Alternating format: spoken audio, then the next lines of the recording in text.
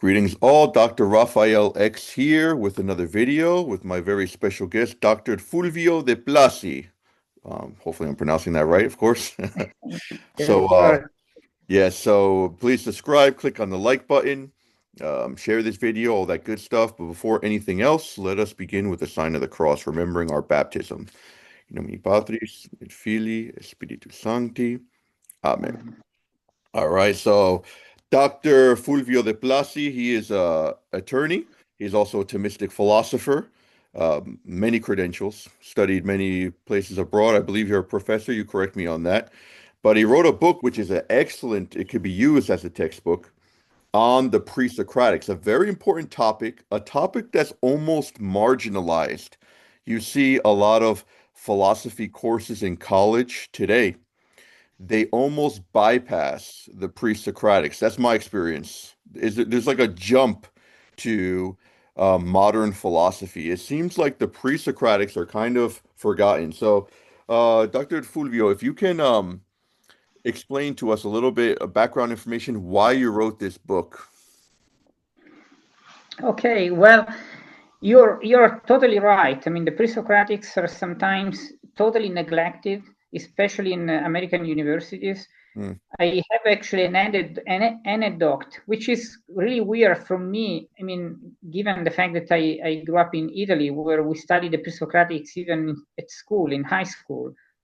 So I remember that at Harvard for some years, I don't know if they changed it, but they skipped entirely ancient Greek philosophy in the philosophy department, topics. So they almost started with modern philosophy, as if the entire history of philosophy coming before that was useless. So this is striking to me. I mean, the way, and again, this is probably due to my Italian background. We have a lot of Greek studies in high school. I studied literature and Greek language and the history of philosophy already in high school.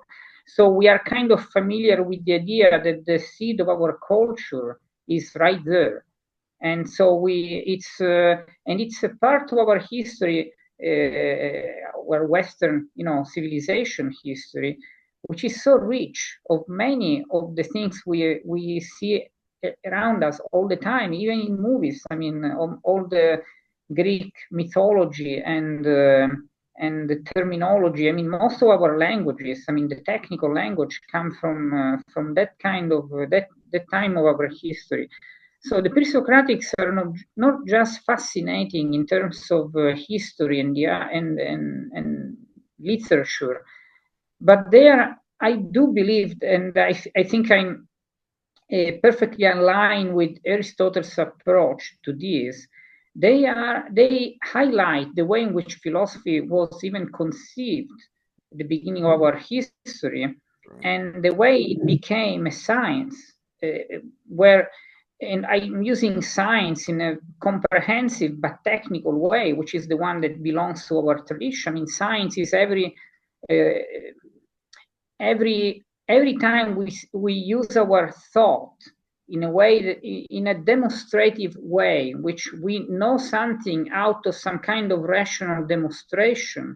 If this is accurate, and we know we are clear about our premises and conclusions and train of reasoning, we understand its formality and the way it can be stronger or weaker according to the arguments and the premises, we do science. I mean, that's what science is about, is knowledge by demonstration.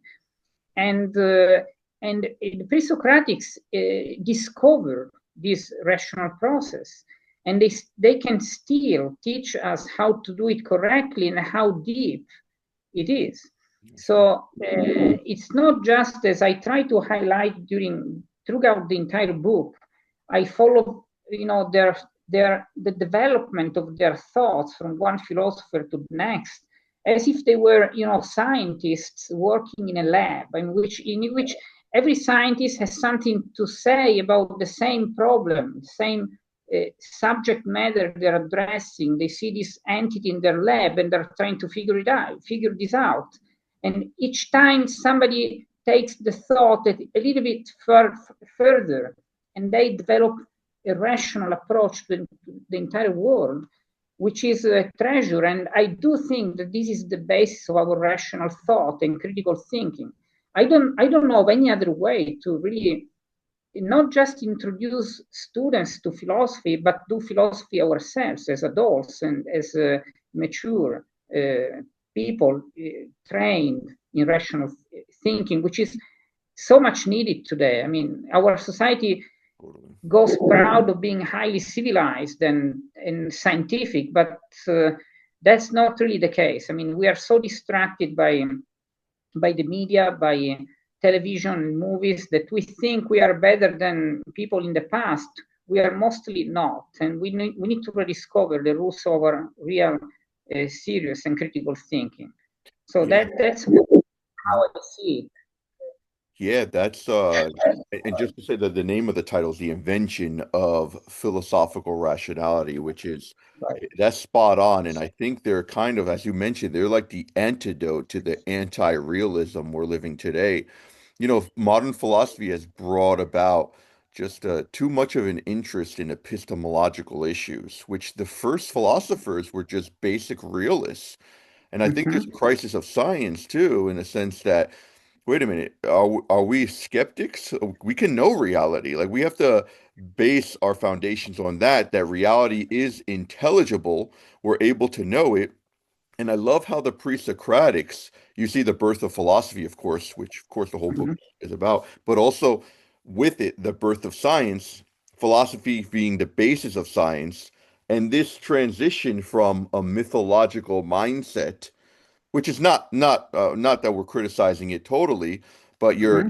you're attributing supernatural causes, right, to everything, or preternatural causes, as opposed to let's look at the natural causes through rational inquiry. So you're seeing a more a mythological mindset, right, to a more logical or logos tended mindset. Right, absolutely. And you know, most of the times, even the some things that we may consider purely mythological today, or maybe as something that belongs to just ancient religion, they were the sources of some very rational thinking in the pre-Socratics. And so sometimes they are much more rational than we imagine. So we can find the roots of some of our main convictions today actually coming from what, amazingly enough, was expressed in Greek thought through some myths. And it's fascinating to rediscover those myths and figure out that we have even sometimes more mythology than they had at the time. The only difference is that they kind of knew the difference between mythology and rational thinking. When they started to do philosophy, they knew exactly when they were not doing mythology anymore.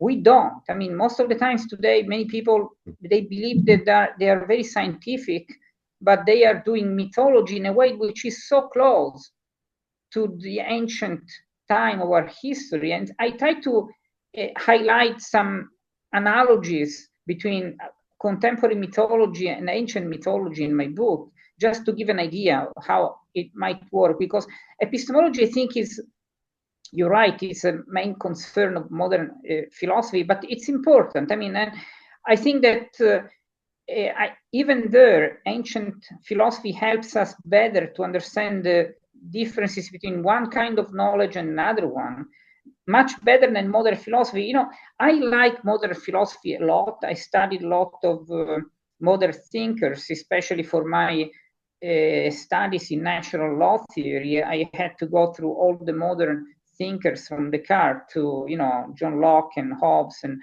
all these people.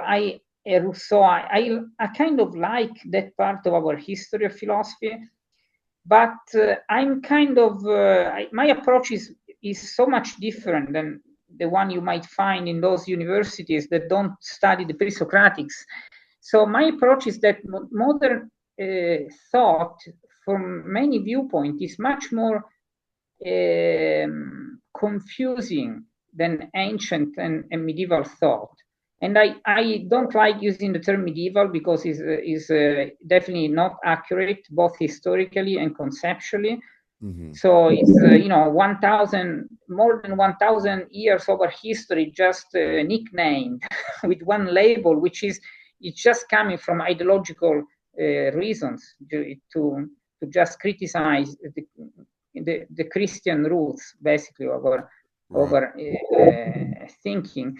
But modern thought, for many reasons, just is like putting chaos in what was a kind of serious development in our rational thinking.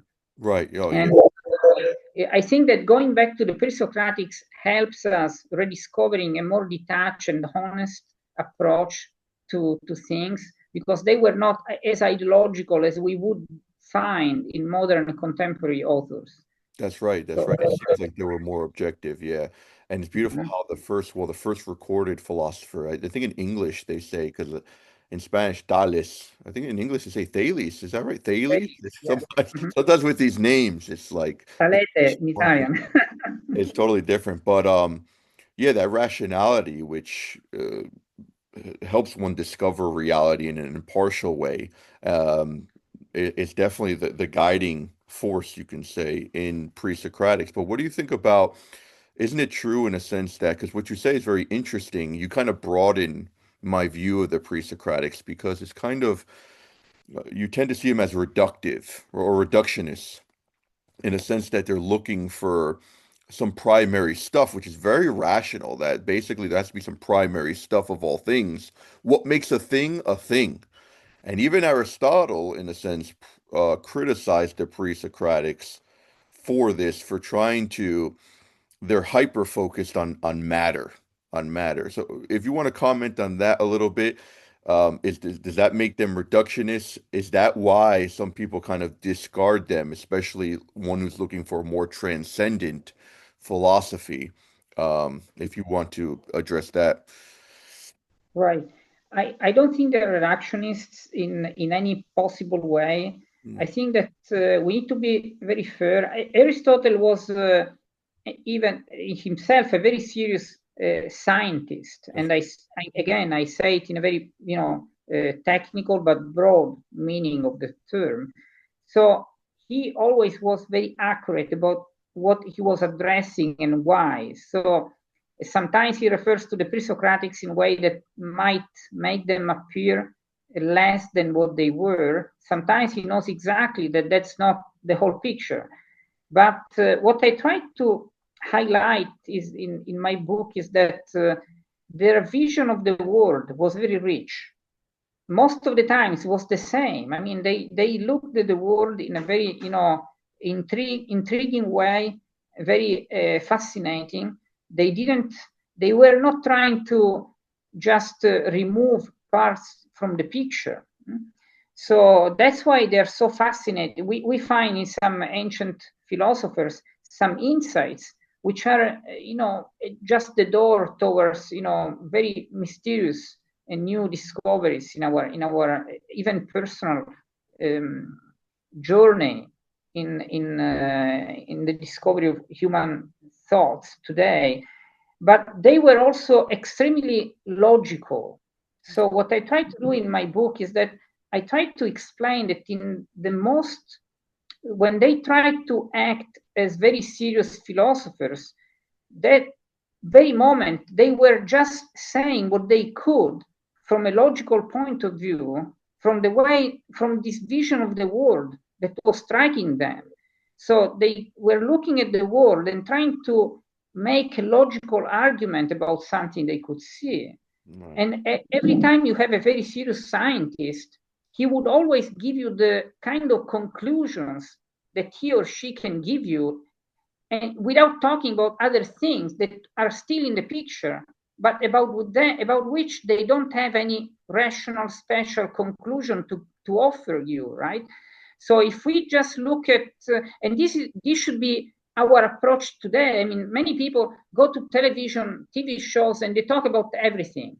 And Right. then you wonder how many of those things in your mind have a very serious rational argument in terms of conclusions from premises, instead of just talking, opening your mouth and talking, is there something that you know that you can say, I'm telling you this because I can rationally demonstrate to you that this is exactly what I'm telling you. So you need a rational argument, and most of the times people don't have any rational argument to demonstrate a conclusion. So imagine that you are a very serious thinker. You go to television, and the only thing you can say as a scientist is what you demonstrated in your lab. If you do that, you're not a reductionist. You're just very honest. This is what I can tell you as a scientist. Then we can talk about anything else you want, and I can express you my doubts and my fascination for the world.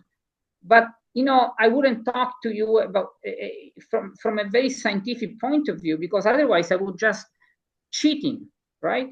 Right. So, and I think that today people are just so familiar with talking freely about everything that they forget what it means to just tell you what you think you can demonstrate. And Right. you can ask most of the people, even in college today, even from majors in physics or mathematics, to demonstrate to you even one of Pythagoras' theorems.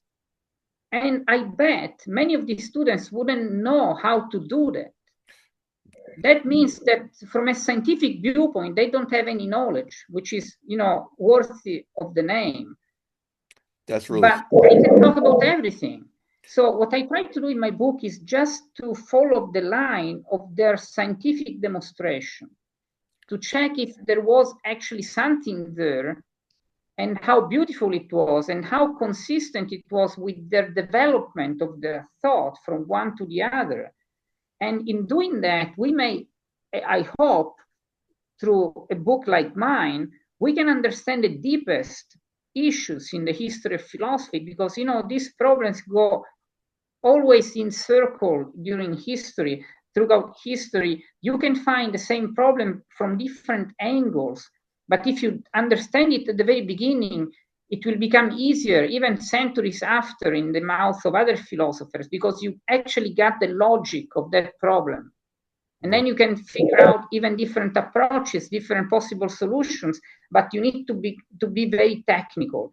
So, for example, I mentioned Empedocles in the book, and I talk about Empedocles. I don't just mention him, but for example, from the viewpoint of the logic of the book, he would be just important because of the logic of the pluralist solution that he suggested as a solution to the problem of becoming. But then he was very interesting for other things as well, from some insights, for example, about love and hate as the principles of things. These insights are extremely interesting from the viewpoint of the history of philosophy, but he didn't have a very scientific answer about that. He had very deep insights. But in terms of causality, from the viewpoint of the solution of the problem of becoming, he was much more logical, and that's what I wanted to highlight. And I think this is what Aristotle was doing. He was highlighting the way in which they discovered the causes of the becoming and the principles of becoming, becoming the causes in Aristotle, and he could see that some of them were looking at the problem in a way that was a reductionist, viewpoint. But I don't think he was looking at them as people with a closed mind or anything like that. I mean, Aristotle himself was very accurate about what he could say or couldn't say. Right, right.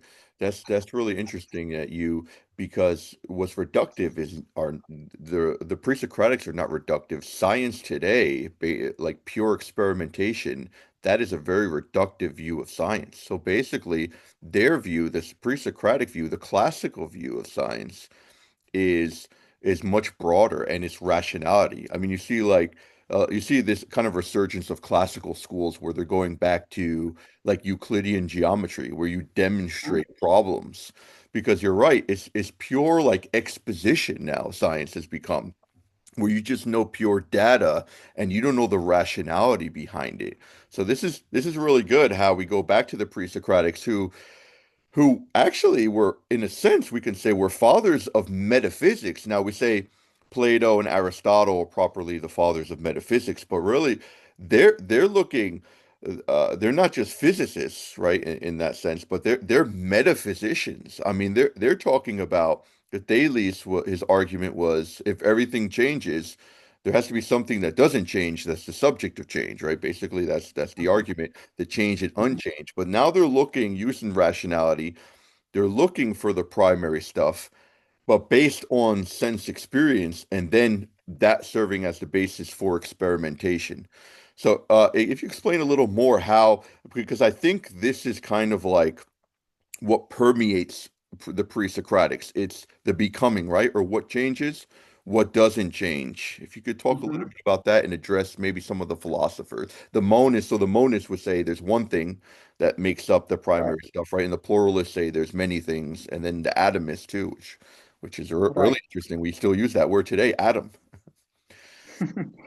Right. Well, in a sense, as I like to, sometimes when I teach some classes, introduction to philosophy classes to my students, I try to, have them look at nature, look around them, look even in themselves, and trying to figure out what would be the most, striking insight about nature, about reality, what would be the most intriguing thing about everything that we have around ourselves. And the more, but while talking about these things, at some point somebody should tell that what what is really striking around us is that everything is changing. Nothing is static. Nothing remains the same. The seed becomes a tree. I mean, the water it dries out, and we die, and we become, I don't know, trees, and food for other animals, and there is nothing around us that becomes the same. So one of actually the first insights, not just in contemporary thermodynamics, but in ancient thought, is that nothing is actually destroyed or created in nature. Everything is just changing, is moving, is transforming. Mm. Now, when you see change as a defining traits of the world surrounding us, and you apply logic to this insight, you figure something really important that becomes, I believe, as I think is many other ancient philosophers would agree about that. It becomes the first logical insight about reality, because for something to change, from going from being a kid to an adult, from A to B, you need to predicate this change of something that by logic is not changing. So you can say that this was shorter and now it's taller. This was thinner, now it's fatter. This was there, now it's here. But the logic of this predication only makes sense if the same thing is in both points. And so what the difference is not in this underlying reality, which also, of course, goes also through time. I mean, the same thing you call by the same name from yesterday to today to tomorrow should be the same being. Otherwise, there is no change. You have just different things in different places. Now, so if things change, something is there which is not changing. And since everything is changing, somehow there must be something that is still remains the same beneath every change. Now, understanding what this is and how it is possible, and what kind of features this underlying cause, this underlying being should have, is the main thing that this philosopher tries to figure out.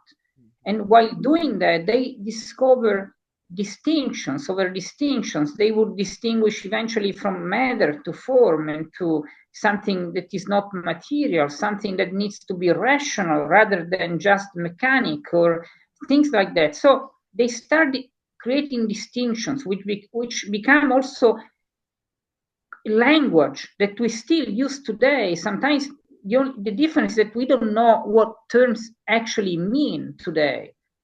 They did because they invented terms to express these concepts, these discoveries in our minds. And now, of course, I mean, things are complicated. So going from the inside of Thales, forward to the insights of someone like Heraclitus or Democritus, it's a long path. I mean, you need a lot of other concepts to understand these things, but once you get to the logic, it becomes fascinating. We learn so much. Now, metaphysics is underlying every step of this process. So they are definitely both the fathers of our physics, but our metaphysics as well. Because in a sense, something that strikes the observer while working on nature, and by the way, they had so much a better approach to nature that we have today. I mean, today we have so many filters. Nobody really sometimes is able to look at nature and wonder about things the way they did. We think that we have a better viewpoint. Sometimes we just have video games and movies, but we forget about nature. But something that, it's also striking that, if we define physics in terms of what we, experience with our senses in this world, and which of course is subject to several laws that are explained in what we would call today, physics or chemistry or, other sciences, it's not actually something that doesn't have anything beneath. So there are causes that are still physical in a sense, but there are there are other causes which define the physical as a composed of other elements. And so when talking about metaphysics is tricky because some people today might think of metaphysics as something that is kind of religious or something, science fictional or things like that. But metaphysics is a very logical concept. Because it requires the discovery of some cause, which should be a cause of physical events without being physical itself. Meaning that if you want to apply the term cause to some kind of effects in the physical world, you have to assume that the cause cannot be physical in the same way. So you use a term that indicates that is not what physical is. So metaphysics is, from this viewpoint, is a concept that is saying it's expressing a negation. This cannot be physical, but it's a cause that is making physical reality appear as it is. So let's call it metaphysical. So it's a very scientific concept if we use it correctly. Interesting. And I think that they discovered metaphysics since the very beginning because they figure that the cause of reality in many ways cannot be physical. An easy example is the logos, the idea of a rational cause of things. They discovered that there is an order in nature. Things act in a way that is regular, is rational, and this is what science does. I mean, all the time. We try to express the rationality of nature. Even talking about scientific laws only makes sense if there is a rationality there. To use an example, if I want to study an object like a car, like an airplane, a space shuttle, right? Whatever it is, but I can express its rationality because it is rational. Otherwise, I wouldn't be able to express any kind of law. So if it is rational, it means that I have some rational things to say about it. And I can call them laws if I understand that they express the way in which this object operates. And it cannot operate differently for many, under many respects. So let's say that we use the same idea about the world. And I understand, for example, that I cannot express the concept of beaver and the way the beaver builds its dams without a rationality as a presupposition of this behavior. Let's say that I cannot do that even for the way in which the seed grows trees and plants, and and I have fruits, and I can predict what's going to happen with other seeds and plants and agriculture. Let's say that I can express these truths in textbooks, which teach us also how to have our own garden at home, or start a company for selling food around. I mean, from growing big agricultural enterprises. So if this is true, it means that the logos, the reason, somehow belongs to nature as a cause that makes things happen the way they happen by necessity. The same way in which the airplane needs to be, used in a certain way and not in another way. Now, with the airplane, it's easy because we know that behind the airplane there is some human being which is rational, who built the airplane. So we know that the rationality belongs to the human being before the airplane. The airplane doesn't own this rationality, if not by accident. But in the case of the entire world, agriculture, seeds and trees and beaver and the ants and the bees, right, making the honey and organizing their entire community, which is extremely complicated and rational. You need some kind of causality, which is beyond what you would define physics, but regulates physical. Now, if we take this seriously, at least as a scientific undertaking, we would call this cause by a different name than physical, because it's a cause that determines the way in which the physical reality works without being predicated the same way. So let's say that the logos, the reason in nature somehow, whatever it is, it's a metaphysical cause, or what we call physical.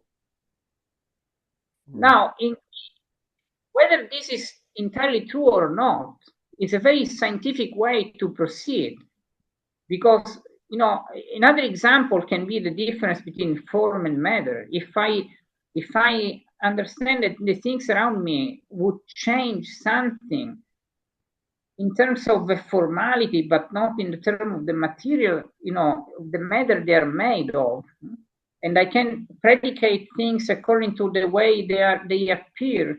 For example, as with the formality of being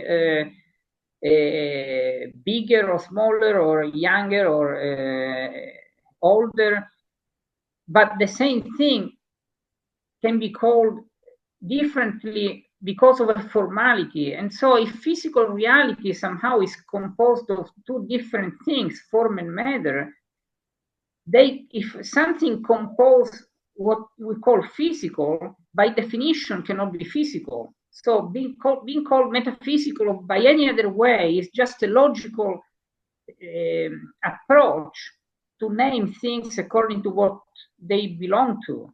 So it's a question of logical predication. So again, physical reality should be defined somehow, and then we look for causes. If the causes match the same kind of definition, is fine. If the causes affect physical reality but they're not themselves, they don't fit the same definition, they should be called by different name. And this is what metaphysics is about. So I try to explain in the book also that this term doesn't refer to a different kind of a philosophical or religious or ideological way to look at reality. It's just a logical, approach to things. Again, I mean, Thomas Aquinas would say that in Latin, the nominimus non est curandum. We shouldn't care about names. We should care about concepts. Right. The physical world is composed of something. What composes it is not physical. What causes it without being that composition is beyond physics. or before physics. And so whatever we call it, metaphysics or something else, it doesn't matter. What matters is that we understand when we go beyond the definition, and we need a different term. Yeah, no, that's that's really fascinating. But it does seem that so 2 points, and maybe after this, I'll just ask you this, and this would be because I don't want to. I want people to read your book, so we could talk about this for the entire day. I could at least. I know you can too. So this is fascinating stuff. But like it does seem that some of them do have what they call the arche, right? The Okay. primary stuff or arche, um, physical. So like Empedocles, even Thales, and the one who came out, I think Anaximander, I believe it was him who had the air. So some of them do have, but even that formation, it seems like there is some non-physical thing that is behind there, something immaterial. So you do see a more immaterial, um, primary stuff that's immaterial, like in Heraclitus, and one that believes in the boundless. I don't know if it's Anaximenes. I forget which that talks about pure indeterminacy, which Anaxagoras. Yeah. Right. Anaximander, that's the one. And then Anaxagoras, who talks about the noose. So it does seem that there's a difference there. If you could address that, and then also with that very notion of the arche, it seems like it's different from cause because even though all causes are principles, not all principles are causes necessarily. So, are they saying that this primary stuff, in a sense, are they into that causality, talking the primary stuff as the cause of all the ulterior stuff, if you will, right? Or is it just the primary stuff? Because that now kind of made me doubt if they kind of if they injected causality into the arche, because it seems like there's two, because principles is broader than cause, if that makes sense. Yeah, I do believe that we shouldn't put too many words in their mouth, in a sense, because they are at the beginning. So when you Yeah, begin something, that's you true. need to develop also a vocabulary, and you need to develop nuanced terminology, which most of the times is not at the beginning, is a process, right? That's exactly So right. I do believe that at the very beginning, and I think Aristotle would agree with that, that there is no difference between cause and principles Mm, in the sense that every principle somehow is a cause. okay. So it's something that without it you cannot have a certain effect. Right. So, but then of course during the history of our culture and civilization, we can use different definitions to be more accurate about some things. But at that time, they didn't have these distinctions. They were trying for the first time in history to apply their rational thinking to reality to see what would be a logical way in which things actually happen and move and exist. So I think that at that time,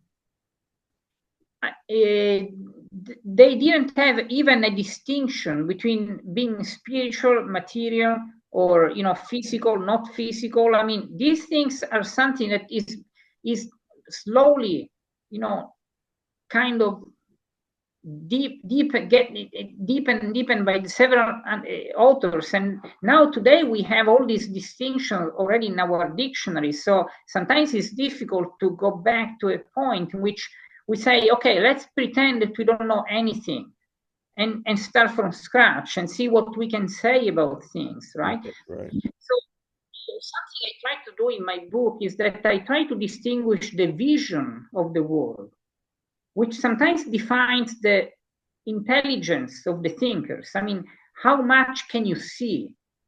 Well, this is a very important test of our intelligence. I mean, can you see this problem or not? How much can you see this? Sometimes you have these pictures, these memes online. I mean, can you see the differences? And I mean, this is what they were doing. I mean, the great philosophers were looking at this painting and seeing so many interesting things, and their vision sometimes was the same from one philosopher to the other and was very rich. Now, in this vision, certainly there is something that goes beyond the physical and something that doesn't. Now, I do believe that when even Thales said that the arcade, the first principle of reality, was water, he was looking at the physical reality in a way that is different than the way we are looking at it. Mhm. So for him, I think water was at the same time something not physical and even something divine. And I try to explain in the book how that would work for him. Because we are at the moment in history in which, from a very rich vision, you could see at the beginning something very logical, but not all the distinctions that it would involve. To, for example, distinguish between something transcendent and something not transcendent as a cause of reality. But in the vision, there was already something much more interesting and bigger, even at the very beginning. So my answer would be that, and I hope that I do it in the book. And at the end of the book, I try to highlight how much this is connected to our way to look even at God and the way in which today we developed a much more nuanced understanding of these things. But I do believe that even in Thales there is a causality which is already metaphysical, properly speaking, which is divine in a way that is rational too, even though Thales wouldn't tell you anything specific about it, except that the water is somehow divine. But that's a hint of what he was looking at. And we can understand it better because of the other thinkers who were even knowing him personally and going a step forward. And then they could develop some insights better in a more logical way. So the process, we can understand the process better exactly because of the outcome in other thinkers. Mhm. But that doesn't mean that he was not already seeing a bigger problem, a bigger picture. So I would say that in Thales we have already this richness, even though his answer, if we take it literally, it's only material, it's only physical. But that's why the pre-Socratics have been neglected sometimes. They were seen like naive early scientists in physics, and people neglected their philosophical insights. If we look at them differently, not from the viewpoint of being early naive scientists, but of being the very early smart philosophers, we would see an entirely different picture. And I hope that this become in my book even fascinating. It's not just it's fascinating because it's so deep. I mean, I noticed that today students and even adults, I mean, trained in intellectual work, they had a lot of. It's not easy for them to really enter the mood of a real serious rational deep thinking like the ones the pre-Socratics had. I mean, they still can teach us because they were really smart, and we are so distracted today. We don't take seriously our own thinking. I do believe that it can be fascinating, not from the viewpoint of history or just literature or mythology or a religion. It can be fascinating because we can learn how to take very seriously our rational thinking, That's and right. they are challenging. Some of these authors are still so difficult to understand because they were genius. That's right. That's right. And it's I love how you say we're kind of disconnected with nature. So connected with nature and connected with rational thought. So you have that integrity there, which is kind of in crisis today due to technology. It's funny because even people in in beautiful natural environments automatically are just take out technology and take pictures. Like, where's the wonder at? Which you mentioned, no wonder. And also how I like how you mentioned metaphysics is totally misunderstood. The other day I went to a bookstore. I think that company or franchise is closed called Borders some time ago, and I went to they had a metaphysics section. and I went there, it's all Eastern spirituality stuff. Oh my Right. gosh, what is this? But anyway, yeah, so get this book. The link is going to be down in the description. Dr. Di Fulvio, if you have any other links, if you have like I don't know if you have a blog or anything, send me that also. That would also be below in the description. And I'll give you the last word. Thanks for coming on, and I'll love to have you on in a future episode to talk more about Oh, that, maybe more detailed. thank you very much. If I may add something just to Yes. close, is that I called the book in the title Introduction to Philosophy because I write it, and I even dedicate the book to my son, because I hope that he will learn critical thinking through this book, in a few years. He's still very young.